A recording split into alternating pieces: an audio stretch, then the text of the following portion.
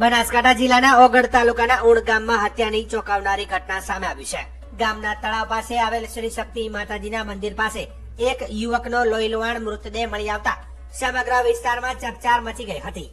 Police સૂત્રો પાસેથી મળતી માહિતી અનુસાર મૃતદેહ પર તીક્ષ્ણ હથિયારના ઘાના નિશાન જોવા મળ્યા હતા.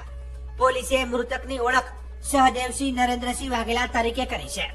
પ્રાથમિક તપાસમાં સ્પષ્ટ થયું છે કે આ હત્યા પૂર્વ યોજનાબદ્ધ રીતે મિત્ર દ્વારા જ કરવામાં આવ્યું હતું. ઘટનાની જાણ થતાં થરાદ પોલીસ તાત્કાલિક ઘટના સ્થળે પહોંચી તપાસ શરૂ કરી હતી. તપાસ દરમિયાન પોલીસે ગણતરીના કલાકોમાં જ હત્યા કરનારા આરોપીને ઝડપી પાડ્યો હતો. પોલીસની પ્રાથમિક પૂછપરછ બહાર આવ્યું કે આપસી મનદુખ અને વ્યક્તિગત વેરઝેરને કારણે મિત્રએ જ પોતાના મિત્રની હત્યા કરી હતી. હાલ પોલીસે આરોપીની ધરપકડ કરી વધુ તપાસ હાથ ધરી છે. સ્થાનિકોમાં હત્યાની ઘટનાની ભય અને શોકનો માહોલ છે. તો પોલીસે આરોપી પાસેથી હથિયાર અને અન્ય પુરાવા કબજે કરી હત્યા પાછળના સાચા કારણો જાણવા વધુ પૂછપરછ ચાલુ છે.